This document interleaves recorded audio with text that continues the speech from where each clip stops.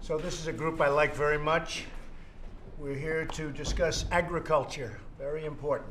These are great people, great Americans, great patriots. And they've been treated very badly for a long time. And if you look at the farmer, it's been unfortunately over a 12-year period trending downward, very much trending downward. So we're changing things with respect to trade and trade with other countries.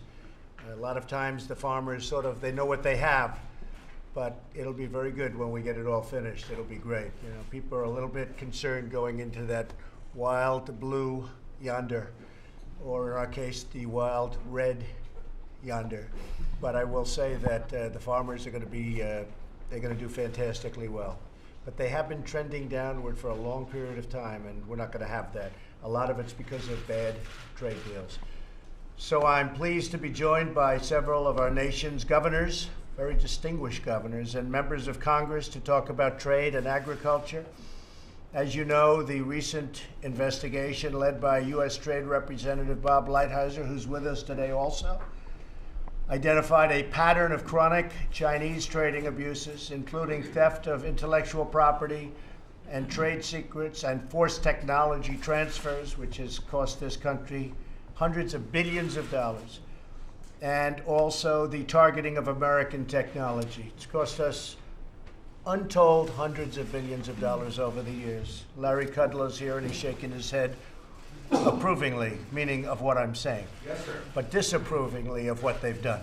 Yes, sir. As you are all aware, China has consistently treated the United States agriculture unfairly. I was very proud of something I did at Mar-a-Lago in Florida. I had President Xi, who's a friend of mine, who's a very, very good man. And I don't blame China. I blame our representatives, that our people over the past, our presidents and negotiators and trade representatives, that they allowed this to happen. But during a very brief conversation, I said, President, the United States, we want to sell beef again to China. Now, they hadn't sold it in, 14 years or something. And he looked at me and he said, say it again. I said, we want to sell beef. That's a big industry in China. And he said, we will sell beef in China. And we did other things too. But the one that really is the most interesting for the people at this table is beef. And I think, Governor, that made a big impact, and they're selling a lot of beef in China. That hadn't been for 14, 15 years. They were not allowed to sell beef in China. So we have the kind of a relationship that I think is going to be very aggressively sustained. Yesterday, as you know, President Xi made a very good speech, and he said he's going to open up China. He's going to open it up, take down a lot of the trade barriers, maybe all of them, but take down a lot of trade barriers. And he's going to get rid of a lot of the taxes or tariffs that they charge. Because right now, if you have, and I use this example because it's so easy, if we sell a car into China, number one, they won't take the car. And number two, if they did take the car, it's 25% tariff. Whereas we have no barrier, and when they sell a car into us, it's 2.5%. So they have barriers, but when they don't have barriers, it's 25% versus 2.5%. That's not a good way to make money. Chuck will tell you that. So we're straightening that out. We want to be reciprocal. So if they charge 25, we charge 25. If they charge 2.5, we charge 2.5. And maybe what happens is we both charge nothing, because I know we'd all like that. I think Ben would like that better than anybody. Okay, that's simpler than 25. Let's save all the transfer of funds, right? So that's what we want. We want more trade. We want no barriers. But the only way you can knock it down, you can't just go in. For 25 years, presidents have been trying to negotiate, and they've been very unsuccessful, because they'd meet and they'd say, can we talk? And the Chinese would say, yes, we can. And that's what they'd do. They'd talk for 4 years. Then they'd talk for another 4 years. And that would be the end of that. Nothing would happen. So nothing would happen. So we're doing a job there. NAFTA, we're renegotiating NAFTA. It's coming along great. I have no time. You know, I keep reading from the fake news media that we're pushing it. I'm not pushing it. I don't care. So you're laughing. That's good, John. Well, see, Fox can smile because, you know, you do a very beautiful job. But I keep hearing how we're pushing NAFTA, we want it done. There's no timeline. There's no timeline. Now, in the meantime, nobody's moving into Mexico, because as long as NAFTA is in flux, no company is going to spend $1 billion to build an automobile plant. So I say this, I told it to the Mexicans, we can negotiate forever, because as long as we have this negotiation going, nobody's going to build billion-dollar plants in Mexico, which is what they've been doing a lot. They have taken our auto industry by the throat. And so many jobs have been lost, so many massive plants have been built in Mexico. Top-of-the-line stuff. But that's not happening now, and they're coming back. Chrysler's moved back, a lot of them have moved back. And same thing with agriculture, which is going to be our predominant discussion today. So agriculture is okay with NAFTA, not great. We're going to make it great. We're going to make it great. And we're getting pretty close to a deal. It could be 3 or 4 weeks. It could be 2 months. It could be 5 months. I don't care. So, you know, the narrative of I'm pushing for a deal. I never push for a deal. I don't care. In fact, if everybody in this room closed their ears, I'd say I'd rather terminate NAFTA and make a brand new deal, but I'm not going to do that because I want everyone to be happy in this room, okay? We'll see how it goes. But we're going to make a fair NAFTA deal, much better than it is right now. NAFTA has cost this country hundreds of billions of dollars. It has been a disaster. We've lost 50,000 factories, millions of jobs. NAFTA has been a disaster. So we're going to either come up with a great NAFTA deal and a fair one for this country, or we're going to just do something else, and agriculture will be taken care of 100%. So we're going to have a discussion today, and we're going to talk about agriculture as it relates to trade primarily.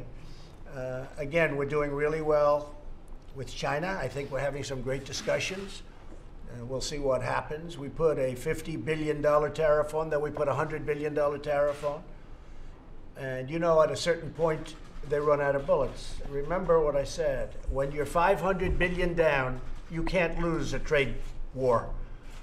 And I won't call it a trade war, because it's really a trade negotiation. But nobody ever negotiated from our side. Nobody ever did anything. All they did is talk. And in the meantime, we helped rebuild China because they took so much money, bridges and airports and military and everything. They took so much, hundreds of billions of dollars out of our country. So now we're really negotiating. And I think they're going to treat us very fairly. I think they want to. And again, I don't blame my friend, President Xi. I blame our representatives for years that didn't do a damn thing, and they allowed it to happen. I wish we could do what they did, because that would make everybody in this table very happy. So perhaps we're in the process of doing it. The other thing is, if you look at the European Union, we're talking to them. I don't know if you realize it, but they have virtual barriers against even agriculture from going in. So they sell us their Mercedes-Benzes, and they sell us their BMWs, and they sell all the different things, and we have no barriers whatsoever. Hello, Pete. Good job you're doing, Pete. Nebraska, folks, doing a good job. He never liked me until we met. Right? He was a never-Trumper. And his that was my brother Todd. No. And then I flew to Nebraska, a state I love. I made a speech, and he liked me. And from then on, he called his brother. He said, "Trump's good. Let's be friends." Remember that speech, Mr. President? You vowed to open up the Chinese market to our U.S. beef, and you delivered on that promise. Right? Did I deliver? I did that quickly. Yeah. In one conversation. So good to see you, Pete. So we are opening up the European Union, or we're not going to, be very nice about it. The European Union will lose $151 billion this year. We lose with almost everybody. We lose with Canada, we lose with Mexico, we lose with the European Union, certainly we lose with China, Vietnam. I mean, no matter where you go. It's very rare that our country has a surplus. But we're changing it. And as Ben said, we want to have trade, and we want to have barriers taken down, because the barriers in many cases are far worse than the tariffs. I mean, the tariffs can be bad, but the barriers are very bad. So the European Union makes it very hard for agricultural products because their farmers don't want you there. The farmers say, we don't want the American farmers. But that's not fair, because we take all of their stuff, a lot of cars and a lot of other things. So they're going to have to take down the barriers, because we can't have it. When you think of the European Union, you think so friendly, so nice. They're very brutal to us in terms of trade. So we're talking about that too. In the end, the farmers are going to be, I think, the biggest beneficiary from all of what's happening. There are great people. We love our farmers. They were so good to me during the election. That whole, much more than center of the country. It's a big group of people, Joni, right? But Sonny Perdue came and he said, look at this. And he held up a map and the whole thing is red and those are those farmers and we love those farmers, right? We're going to take care of the farmers. They haven't been taken care of. I mean, you just take a look at European Union. They virtually can't do business. Take a look at China. Take a look at so many other places. So we are going to finish off these trade deals. I'm going to ask Sonny, the Secretary of Agriculture, to say a couple of words. I might ask Bob Lighthizer to say a couple of words, and maybe Larry Kudlow, and then we will get on with our meeting and we'll ask the media to head out of the room. Sonny? Mr. President, the people in this room, both in Congress and governors, represent some of the best people in America. And that is those people that you've used a word that I like to use about them. They're patriots first. They're Americans first. They bring the hard working ethics of the American spirit from their fields and farms and ranches across this country. And they support you. They understand what you're trying to do and calling the question, having the courage to call the question against people who've been cheating, both China and EU.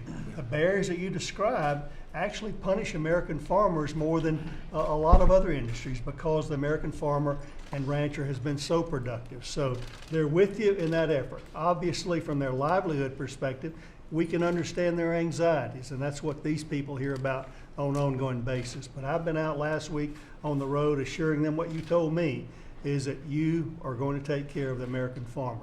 You don't expect them to be the only soldiers in this battle. And first of all, I think your point of what President Xi said over the weekend, I don't think we're in a battle yet. I think we have set the stage for a balanced negotiation that can happen, and that's what all of us are hoping and praying for, that we get a good, sound, fair, balanced negotiation with all of these countries, and we applaud your leadership and courage in calling that question. Well, that's why I really call the farmers patriots, because they know what I'm doing. They had a group of 10 on in one of the shows over the weekend, and they were farmers. And do you agree what the president's doing with China? And they all agreed. They all said, look, we may have to take a little bit of a hit. I don't even think they will. But in the end, the country's going to be much stronger. Our country is going to be much stronger. But more importantly, they're going to be everything's going to be better. Just everything's going to be better. And one of them said, you know, most importantly, the country's going to be much stronger, but we're going to make much more money. They're going to be doing much better. And you know, as an example, I'm working with Chuck Grassley and with Joni and with Deb and with all of us, right? We're all working together. And we're working on the ethanol. And it's really working out. I think it's going to really work out. People have been talking about this for years. And we think we're going to do something, I will say early, and this is no guarantee, but we're going to raise it up to 15%, which makes a lot of people happy. We're going to go to 12 months, which makes a lot of farmers very happy, because we go from 8 months to 12 months. That's a big difference. It was always unnecessary and ridiculous. So we're going to work out something during the transition period, which is not easy, very complicated, because we have to take care of our refineries. We have to take care of a lot of other people. But we're working on transition now, because there'll be a 2-year period of time that we have a little bit of complexity while things are happening, while things are being built. But we're going to be going probably to 15, and we're going to be going to a 12-month period. So I think that's going to be, look at that big smile. Boy, all of a sudden there's a lot of smiles. And you know what? It's going to solve a problem. And we're going to be helping also. We're going to be also helping the refineries. So the refineries are going to be able to do much better, because right now there are a lot of them that are not doing well. So we have to help the refineries. So we're very close to getting that done, and we've worked hard on that journey, I think. But it's coming along very nicely. Could I ask Bob Lighthizer to say a few words, please? Sure, Mr. President. I would say, first of all, to get into details about things in the driving session, as you asked. Just preliminarily, one, I talk to a lot of people around this room a lot. Everybody, I hope you all realize that I'm available to talk. I know this is in-time information, and consulting is important. And I haven't talked to all of you, but most of you I talk to a fair amount. So I want you to know that I'm welcome to do it. I'm happy to do it. He's working about 23 hours a day, and he sleeps for 1. Look at him. I mean, this is he's like exhausted. That's all right. That's okay. I don't look that You're bad. looking. We're only kidding. You're looking good. I don't look that bad, all right? So the second thing is we tend to think a lot about agriculture as always on the defensive and all those things. The fact is you can't really find a serious market where we couldn't do better in agriculture. China, of course, we talk about the sales there, but they're a fraction of what they should be, literally a fraction. So we're very much on the aggressive side as far as that goes. Moving down quickly, of course, we've made enormous progress. People are aware of that. I feel I agree with the president on everything, including we're in no hurry on NAFTA. Having said that, we're making progress on NAFTA. Something that people don't focus on. We have 18 cases at the WTO where we're pursuing the interests of agriculture, very within the trading system, which is a very big part of what we do. And we're starting to get much better results at the World Trade Organization, WTO, because they know we're not playing games anymore. We're going to get the results, or they're not going to be so happy. I mean, it was set up to hurt us. I mean, if you look at it 25 years ago or whatever it was really set up to take advantage of the United States as far as I'm concerned. But we're starting to get much better results, and that would make, I think, a lot of people very happy. And then I just said the final thing I have, and we'll talk about this privately. The China situation is a serious problem. Everybody realizes something has to be done about it. I'll show you. The numbers are off the charts. It's a real threat to our economy. The president has a plan that you can draw literally back from June of 2016, where we talked specifically about what we would do. He ran on this issue. He has a mandate, and I'll show you every moderate, reasonable, well-studied step we've taken. I'll do this in private, of course. And you can see how we got here in a very moderate, reasonable way. But it's just not an issue that can be further kicked down the road, and we expect to continue to do it that way to get a good result, Mr. President. Good, thank you very much, Bob. You really are doing a great job, I appreciate it. But we want to see the end result, because it doesn't matter what happens during the course, it's the end result that counts. While we're talking about China, we are getting along very well.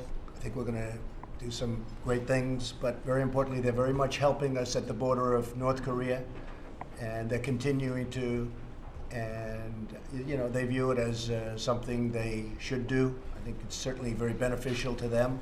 Getting rid of nuclear weapons is very good for them, good for everybody, but they have really been a great help to us at the border of North Korea. And maybe that all plays into what we're doing, because I think it does. I think everything does. But perhaps that's one of the reasons that they are so helpful. They've been really terrific in helping us get to some kind of a settlement.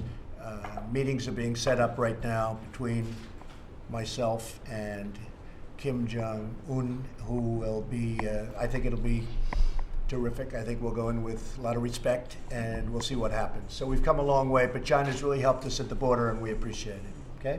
Larry Kudlow? Yes, sir, thank you. Just add on. Trump economic policies have designed and succeeding now in promoting economic growth in the U.S. We're already running over 3% growth in the last 3 quarters. People said we couldn't, but we are. There may be a sloppy quarter in there someplace, but the trend is unmistakable. I will say, you know me, I'm a growth guy. Better economic growth helps everyone. Everyone. I don't care what industry, what sector, what state, what region. Growth helps everyone. So 155 million Americans are benefiting from growth. New businesses, existing businesses, new investments, existing investments, getting rid of the tax burdens and the regulatory burdens help growth, and it's paramount. In connection with the President's trade initiatives, these are designed to promote growth. We lose sight of that as we get into the various details. I urge you not to think of the worst case in every situation. I just urge you to do that. We've got one of the greatest negotiators on the planet. He's laid out a menu of options. Everything's on the table. He has to do it. He'll do it. But there's also a positive side. As the President said, we've had good signals from China for a change just in the past few days. The President signaled back. It's great discussions are going on. The China initiatives with respect to technology and barriers and autos and farming, this is all designed at the end of the process. I call it the end of the rainbow, to promote growth. There's a pot of gold there. If you open that pot, there will be better growth and more prosperity for every part of this country and every working person in this country. That's the design. It's not to punish, it's to grow. Never talked about punishment. And I spoke to a lot of House members and Republican side just earlier this morning, and I said this, I hope I don't violate anything, sir. Stay with us while we go through this difficult process. Stay with us. And at the end, if the worst cases come out, as the President has said, you'll be helped. That's a promise. I echo that promise. But stay with us now. Next few months could be very, very important. And if we succeed, and I do believe he's going to succeed, growth is the dividend. Prosperity, we haven't seen it in over 20 years. So this trade initiative is part of our growth policies. It falls very nicely into lower tax rates and lower regulations. And President Trump has ended the war on business. And that's part of this. We can grow at 4%, who knows? This is good stuff, even though it's difficult in the process. It's all aimed at growth. That's a Kudlow message. I've been saying it for many decades. I'm still saying it. And these are the best growth policies I've seen since I was a kid working for Reagan. Thank you, Larry, very much. Beautifully said. Just to finish, we have some tremendous numbers coming out from companies. We have hundreds of billions of dollars pouring back into our country from our tax cut plan, where money overseas is coming in, which Larry, you often mention and talk about. Apple, as an example, is investing $350 billion in plants, which they don't have too many of, but they will, and campuses and everything else. Other companies are investing billions of dollars back in our country. So they're bringing in billions of dollars, I would say ahead of schedule, even far ahead of schedule. And that's going to create growth and jobs and everything else. As you know, we had 32 solar plants, and of the 32, I think 30 were closed, Larry, right? It's a new industry, but they were getting absolutely killed by China and some others. And we put a tariff on those panels coming in, which were not nearly as good as the ones we make. And now we have 2 that are open. Can you imagine, of the 32, there were 2 that were just about limping along and barely open. These 2 are now doing very well, and they're looking to open 7, 8, 9 of the plants. Same thing with washing machines. They were dumping, if you can believe this, washing machines all over the country, just dumping them. And we put a 30% tariff on, and now washing machine plants are expanding and opening in our country. So I just want to use tariffs judiciously, but it can certainly help. The steel and aluminum industry, 10% on aluminum, and you probably have seen, and I sort of thought this might happen, aluminum is down 4% since we put a 10% tariff on. So someday somebody's going to explain that to me. I didn't think it would be that good. I thought maybe it would go up just a little bit. Steel, we have taken the tariff off some countries when we've been able to renegotiate deals. For instance, in South Korea, when they heard they had to pay 25% tariff on steel coming in, they went absolutely crazy. And we made a deal. The Chorus deal is now pretty much concluded. And we really made that, I would say, Bob, largely because of the fact that they did not like the fact that they were having to pay tariffs on steel. So we've been able to, even the European Union, they're not happy about the steel, and we're negotiating with them. I don't know that we'd be negotiating without the steel. And I say it for them to hear. I couldn't care less. They can hear it. In some cases, people are paying tariffs, and we're taking in a lot of money for the country. Those tariffs are tremendous. We're taking in a lot of money. Not so bad either.